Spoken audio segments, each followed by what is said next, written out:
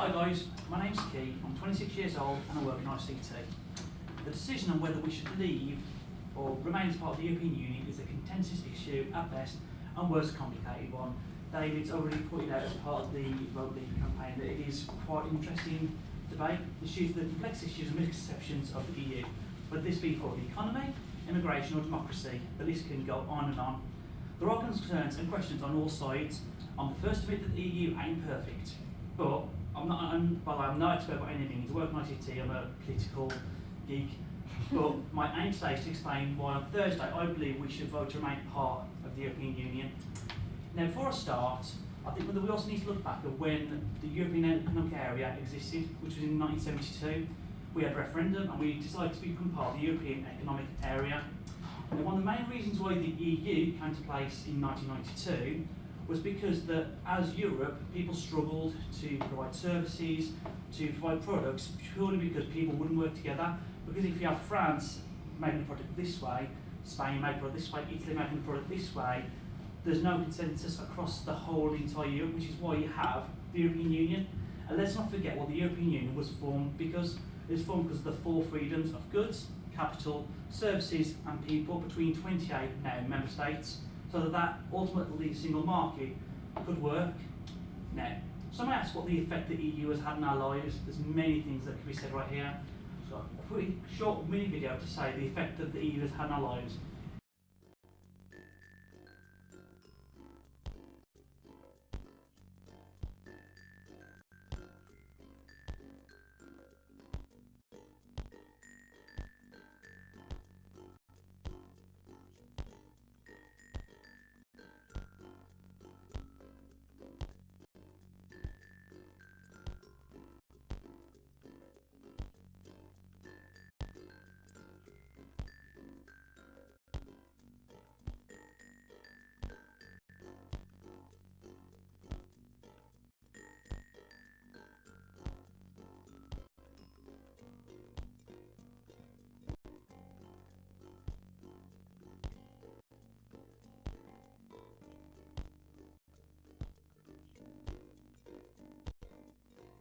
First, talk about democracy.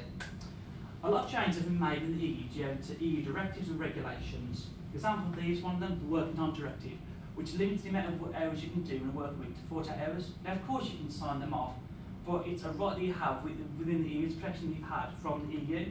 Same as data roaming. Within this modern day and age, to talk about technological advances, we're all connected by mobile phones. I'm forever on Facebook, Twitter, YouTube, whatever social media there is, I'm constantly on it. It annoys me the other half, but hey, that's what I'm constantly on. Within the European Union, as of next year, you can go to every single member state of the European Union, but that'd be Italy, Spain, France, and you won't be charged a single penny more. That's due to data roaming. That's due to everyone work together saying, you know what, we're not going to let Vodafone, EE, big companies charge you extortionate rates, because that's the whole idea about working together.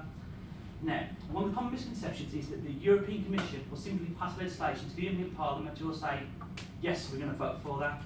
It's all about democracy and all about due process. The European Commission pretty much propose new EU laws after having consulted with other EU institutions and interested parties. Like bills at Parliament now, if you want to read a bill, you're quite happy to. It's probably one of the most important things you're ever going to do. If you read UK bills, you can quite easily do that. That then goes towards the European Council, which is made up of our Prime Ministers across the whole of the EU. So we're part of it, France, Italy, Spain, every single member state. That then gets passed to the European Parliament. Now with the European Parliament, which is what this shows, there are 751 MEPs. We have, I believe, 75 MEPs, so we have 10%. So to say that that's something practical, to say that we don't have a say within the European Parliament, I think is a bit of a misconception. There's also something called subsidiarity, which is part of the EU, which pretty much means that the EU doesn't always legislate on stuff that it doesn't have to. If it deems it so that legislation can be done within member states, they have that right, and that's all part of the European Union. Now, the direction of the EU is by the European Council, not the Commission. So the European Council, people like David Cameron, people like different prime ministers of the different European member states, don't know all their names, I'm not that good at geography, as some of you may well know. They all lead, like I say, they lead the direction of the European Union, not the Commission. The Commissions are appointed by the European Council, MEPs are voted for by the general public. This is democracy. So the fact that there's a conception that the European Commission pretty much rules the region, rules Europe, is a bit of a misconception. Also, think about another point: the United Nations. No one would ever dream of having a referendum on the United Nations, but they have legislative power over us through UN security resolutions, whether we go to war, whether we go into a different country or not. Now, we never say that that's not democracy because we haven't voted on that, but we're part of it. Same as NATO, we're part of that many different organisations. But when you're part of an organisation, you give and take, like a contract. If I was to sell a car to Helen, I'd say, here's my car, nice Ford Fiesta, £70,000. You give me some money, I'll give my car, it's give and take, and that's what you get with the European Union, and that's what you get with any organisation. You get that give and take, especially with the UN, same as NATO. Now, one of the key things here is about treaties. The European Union was formed on the Treaty of Maastricht, the Lisbon Treaty in 2009, and it's all to do with powers. The European Council, which, like I say, no one would ever say that David Cameron is not our elected representative because he's our Prime Minister, because obviously the Tories ran the last election. And they're all voted on by their respective people. So to say that the European Council, the European Parliament, isn't democracy, to me, it's a common misconception. Yes, it can be complicated to get laws through, but so is UK law. If you ask how you make UK law, you go through the House of Commons, House of Lords, first readings, second readings, committees. It's complicated. And just one more point on that. In Britain, we have select committees, the different committees that sit for the Home Affairs Committee and so forth. They pass legislation and bills onto Parliament. We would never say the Home Affairs Committee is undemocratic, so why would we say the same for Europe? So, next, talk about alternative trade agreements. If we were to leave the EU, there are certain things as part of the four freedoms we would lose. You talk about Norway, Switzerland, Canada. You talk about different countries that have relationships with the EU, with trade agreements. Norway pays into the EU budget, accepts remaining people, must obey EU laws. Same as Switzerland, same as Canada, they've all got different things. If we leave the EU, it's also, you basically want to remain part of the club. So I'm going to remain part of the EU, I'm going to pay you loads of money, but I'm not going to have a single say. That is a common ludicrous statement purely because there's no point being part of the club if you can't have your say. That is purely undemocratic. So when someone says that being part of being pulled outside of the European Union means it's more democracy, actually you can get less democracy because you're still going to be bound by EU laws. When you trade with the EU, you're going to be bound by EU laws. You're going to have loads that, like I said, you're going to have more tariffs, and it just doesn't seem right to me personally. About the economy, Wars and Trade, it's worth noting about our exports. 2014, we exported 44% within the EU, or equivalent to 6.2 billion. And that data is provided by the Office of National Statistics and fullfact.org. This demonstrates our economy is better as part of Europe because we have access to over 500 million customers and benefit from the four freedoms. We also benefit from the fact that we don't have to pay huge tariffs and that we can do it fairly easily. Now, as you're probably aware, I'm not an economist. I've never claimed to be an economist. But if you look at HMRC, our total exports for April 2016 were 25 billion, total inputs were 41 billion, so it's a 16 net import charge. If we were to leave the EU, a lot of these will be subject to tariffs. Now, the easy thing is to say that, well, we buy more from them, so they're not going to charge us anything. Well, same as Norway and Switzerland. Norway and Switzerland are not part of the EU, but they're bound by tariffs and they're bound by the same laws.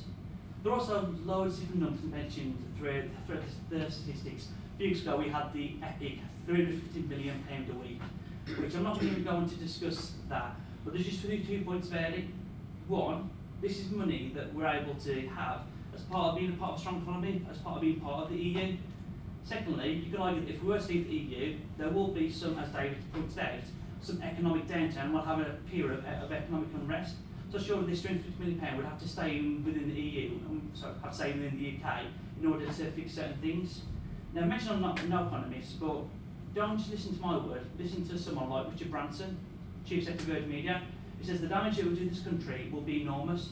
And if you don't trust businesses, listen to Martin Lewis, Mr. Money Saving Expert, which we sometimes all listen to. So on balance of probability, it's more likely that we have less money in our pockets if we vote to leave. So immigration. Now, immigration is probably the most heated part of the EU referendum debate. If we're part of Europe, as part of freedom of people, we have the right to move across Europe. That means that someone from France can move to Spain, that someone from Spain can move to here, that we can study and work abroad. altogether. Now this is part of the whole give and take that we get as part of the EU, as part of the four freedoms. Now, reading against the Office of National Statistics, 3 million people from the UK currently live in another EU country. That's about 5% of our population. If we were to leave, what would happen to those 3 people? Now it's all well and say, well, we can negotiate that, but you think about people that live in Spain, Italy, France, different places across the European Union, what's going to happen to them? And the common misconception is this whole idea about open borders, almost as though Britain would say, come on guys, come on through to the EU.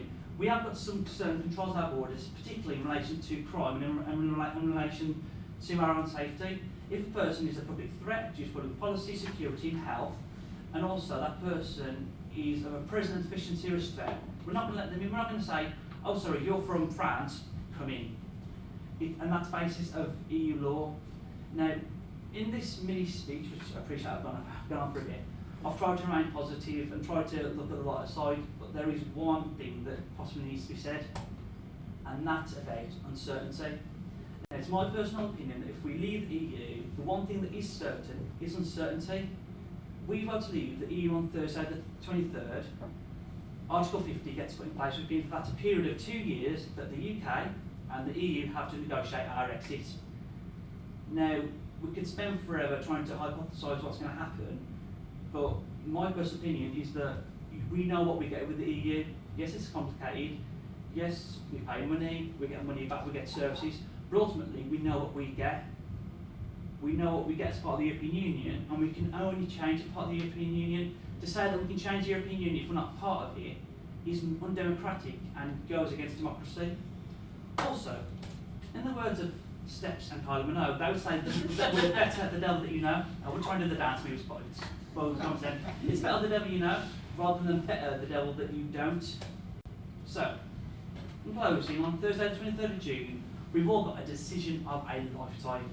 Decision doesn't affect you or me, it affects our generation, it affects the whole direction of the country. It's a huge burden on our shoulders to decide the future direction of our country. We all know times are hard at the moment, especially in today's climate. You could think and imagine life outside the EU. We'll have a few periods of uncertainty, and even after we leave the EU, we've then got to negotiate trade deals across the world, which is not going to happen overnight. That's the whole point of the single market, is that you're bound by the same rules. Secondly, if recent events have taught us anything in the past few weeks, is that we were better as a society when we were united rather than divided. The motto of the European Union states, united in diversity. It's for this reason, and for others that I've mentioned today, plus a whole raft of reasons I could go into, as to why I believe that we are stronger as part of the European Union. Thank you.